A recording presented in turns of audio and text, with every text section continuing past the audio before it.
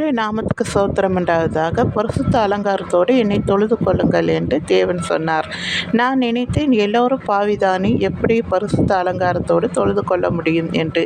பிறகுதான் யோசித்தேன், மறுபடியும் துணிகரமாய் பாவம் செய்து அவரை தொழுது கொள்ளக்கூடாது என்று. நாம் பாவி என்று எப்பொழுது தெரிகிறதோ அப்பொழுதே அதை தேவனிடத்தில் அறிக்கை செய்து விட்டுவிட வேண்டும். மறுபடியும் ஆலயத்துக்கு போகும்போது பரிசுத்த அலங்காரத்தோடு தான் தொழுது கொள்ள வேண்டும். அதை தான் தேவன் விரும்புகிறார்.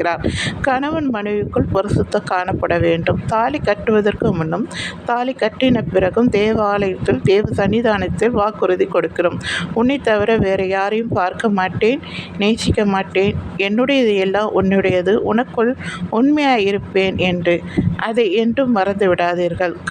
நண்பர்களுக்குள் பரிசுத்தம் காணப்பட வேண்டும். நாம் செய்கிற வேலையில் பரிசுத்தம் காணப்பட வேண்டும். தேவன், நான் எல்லாவற்றிலும் பரிசுத்தமாய் இருப்பது போல் நீங்களும் எல்லாவற்றிலும் பரிசுத்தமாய் இருங்கள் என்று தான் சொன்னார்.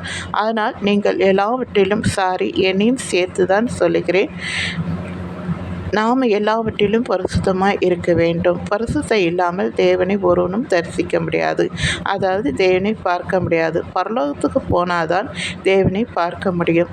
பரலோகத்துக்கு போகிற தகுதி வேண்டும் என்றால் பூமியில் எல்லாம் பரிசுத்தத்தையும் கடைப்பிடிக்க வேண்டும். சுத்தம் உள்ளவர்களுக்கு சகலமும் சுத்தமாக இருக்கும் என்று வேதவசனம் சொல்லப்பட்டிருக்கிறது. நாம் பார்க்குறதுலையும் பேசுகிறதுலையும் கேட்குறதுலையும் செயல்லையும் நடக்கிறதுலையும் நம்மளுடைய உடம்பு அவைகள் எல்லாம் எல்லாவற்றிலும் ஒன்று சேர்ந்து பரிசுத்தமாய் காணப்பட வேண்டும். சரிங்களா? அப்பொழுதுதான் பரலோகத்துக்கு போக முடியும், தேவனையும் தரிசிக்க முடியும். தேங்க்யூ.